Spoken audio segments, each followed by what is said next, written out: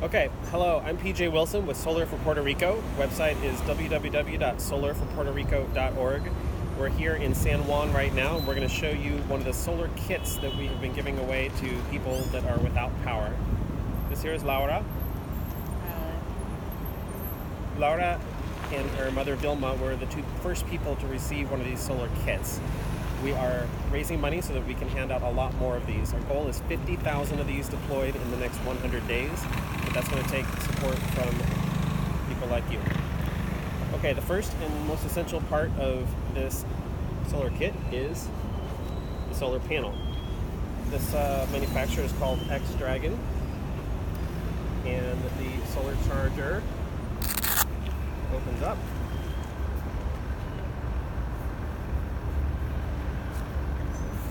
Like this. This is a 40 watt version. We have models ranging from 14 watts up to 80 watts. This is 40 watts. It's one of the larger ones. You can see it has a USB output port here. Now, from this USB output port, we go straight into, I don't know that there it is. We go straight into the battery. Now, the batteries that we're using for these systems is manufactured by a company called Zindur. These batteries are crush-proof. You can drop them, you can run over them in a truck, and they still hold together. One of the nice things about them, too, is they have a feature called pass-through charging. So, coming out of the USB port, just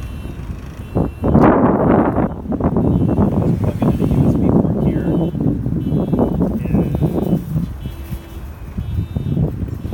when the sun is shining, like it is right now, the power output goes from the USB port and into the micro USB port of the battery itself.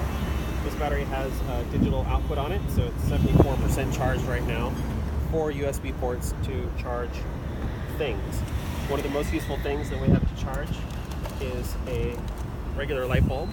This light bulb puts off a nice warm light, and it's good for rooms like kitchens and bathrooms. And how it works is the USB just plugs straight in here. You hang the light from the ceiling, and it has a switch that turns on or off. Here, can you turn that switch?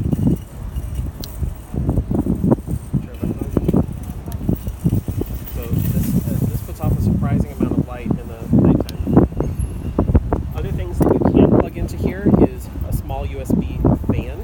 We're going to be including those in kits in the future. It's just a little amount of wind makes a big difference when you're in a place that's really hot and there are mosquitoes that could be biting.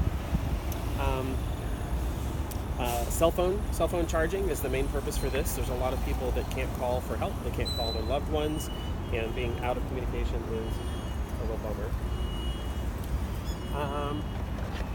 Next we have these lights. Do you want to explain how they work? We got these lights. They got a sensor for motion, and you put like a little needle, right, in front of here, and you turn them on, and then in the morning you can charge them like they for here. And then you can have light at night. And these are actually made, Zuki is the manufacturer of this one. They're made to be screwed into the side of a building so that they can provide outdoor security lighting. But what I've found so far in giving these out is people like to use them inside. They'll let them charge outside during the day and put them inside so that when they walk in their house, then the light clicks on, or in a bathroom, so it just clicks on automatically. Another product we're giving out is made by Luminade. You want to explain how they work? It's very simple. You charge them here at the daytime, and then at night when you need them, you just press them. Obviously you can see them as the daylight. But it got four levels to put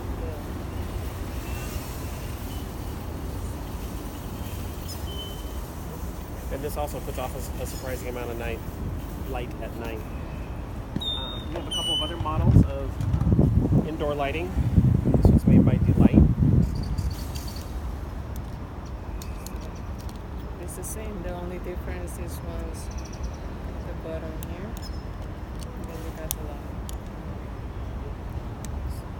So it's a solar panel on one side, and then a light on the other side. So these things are standalone units, and they provide task lighting, and a small amount of light goes a long way when it's pitch black outside. The final thing that we've been giving out, these are inverters. They're high quality inverters that make a pure sine wave, and that's what comes out of your wall socket normally. Most models of inverters like this, they're meant to go on a car. Excuse me. You can either plug it directly into a battery of a car with these terminals here, or there's also an attachment that goes straight into a USB lighter, or the lighter, cigarette lighter of a car. Since it's a pure sine wave inverter, it's safe for charging electronics like laptops, iPads, those sorts of things. And this has been very useful. This model has 2 AC ports, so you can actually plug in a fan or a laptop or whatever you want, and it has 4 high-powered 2.4 amp USB ports. So this is useful for if you need to actually run something that takes USB or that takes an AC plug, or if you want to charge up your battery. If you've discharged it, if it's been cloudy for a few days, if you've used more power than you have, then if you have access to a vehicle, then you can quickly charge the battery back up. So that's it. These kits cost between $150 and $500 retail, and what we're doing is purchasing them, shipping them down here, and giving them out to families that are in urgent need. You can see behind us here, we're set up in front of a Kmart that had its sign damaged by the hurricane, and you'll see pictures that I'm going to post on here as well of other serious infrastructure damage that's happened. There are 200 bridges that have been washed out by the storm, and those are being slowly rebuilt. The power has been knocked out to more than 90% of the island initially. They're slowly rebuilding, so there's power restored to 40% of the island right now, but 60% of the island is still without power, and predictions are that for many of the communities that are in the hard-to-reach mountain areas, it's going to be up to a year before power gets there. So what we can do is get there within a matter of days or weeks with these kits and deploy them quickly.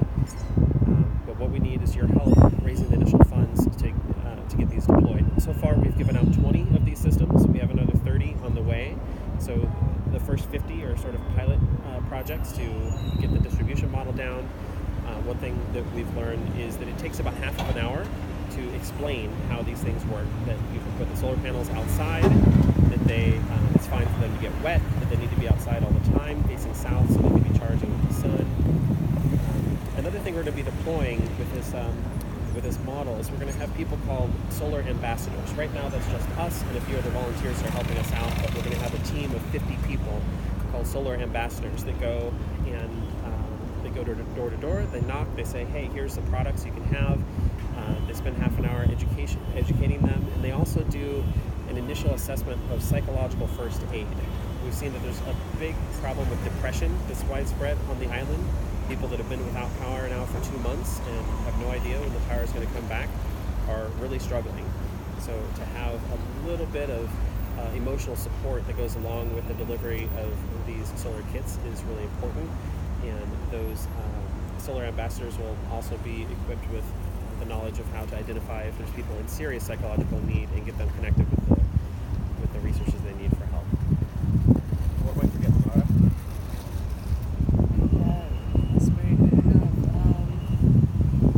We are extremely thankful for your help, for all the non-profit organizations that are paying attention to Puerto Ricans. We need a lot of help. The stress levels are extremely high. We got no power. Some places got no power or either water. And it's been difficult. It's been a struggle. But we are extremely thankful that you guys are paying attention to us and helping us. Thanks for doing all you can. Solar for Puerto Rico. There's a Facebook page called Solar for Puerto Rico. Website that's just solarforpuertorico.org. We have a Kickstarter campaign, or the Indiegogo actually campaign, with an initial goal of raising $25,000.